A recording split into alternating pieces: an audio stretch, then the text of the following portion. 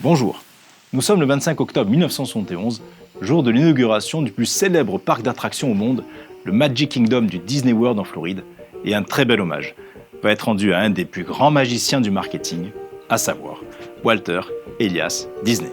On dit de lui qu'il était un rêveur qui avait les pieds sur terre.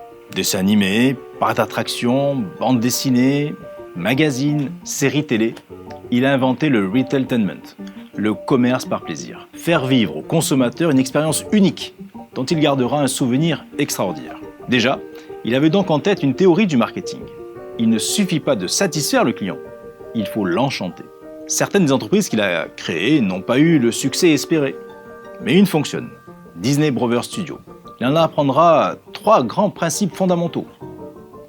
Bien analyser les contrats, verrouiller les droits d'auteur et savoir bien s'entourer. Ainsi, il a su faire preuve de résilience, cette capacité à se servir de ses erreurs ou de ses échecs pour mieux rebondir. I didn't know what I had or what would happen or anything. We had the family fortune. We had everything wrapped up in Snow White. In fact, the banker, I think, was losing more sleep than I was. And fortunately, though, we put it in, premiered it and everything else, why, everything was fine. The banker was happy. And the following spring along came that Academy Award.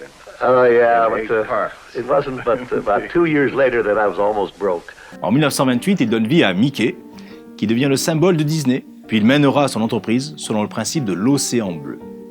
Innover pour toujours avoir une longueur d'avance, même un quart d'heure d'avance, comme le prescrira à ses équipes un autre célèbre visionnaire, Steve Jobs, mais cela est une autre histoire. Disney est un pionnier dans l'art de rentabiliser ses créations. Un marketing de la rareté, avec des films qui n'étaient pas souvent rediffusés sur les chaînes de télé. Il a aussi inventé le licensing, car il invente le marketing des droits dérivés. Ainsi, la licence est une rencontre entre un propriétaire de marque, comme Disney, Pirates des Caraïbes, Star Wars, Mickey, et d'un fabricant de textiles, de mugs, de cartables et autres. Celui-ci va donc exploiter ces marques moyennant un contrat de licence exclusif, en échange de royalties, qui sont les sommes perçues par le propriétaire de la marque pour l'utilisation de ces marques. C'est une relation win-win où tout le monde y gagne. Disney crée également les premières data. Le club Mickey comptera jusqu'à 500 000 adhérents. Puis c'est encore lui qui inaugure le sponsoring des émissions de télévision, appelé aujourd'hui parrainage télé.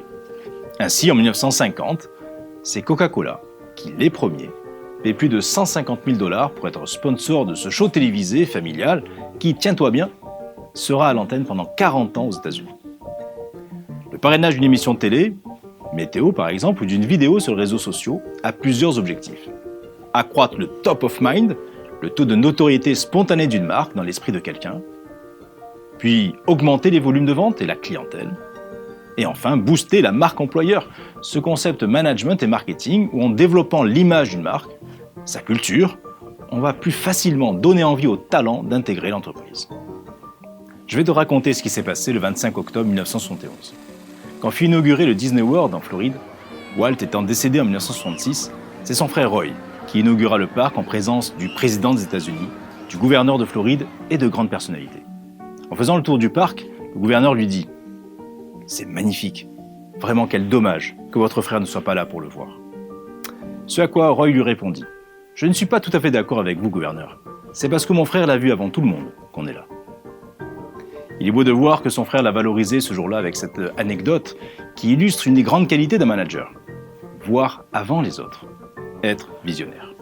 Il est aussi vrai que Walt Disney était un manager exigeant, très exigeant vers ses salariés, ses collaborateurs et ses équipes. Parfois, on peut penser que certains de nos proches sont exigeants avec nous.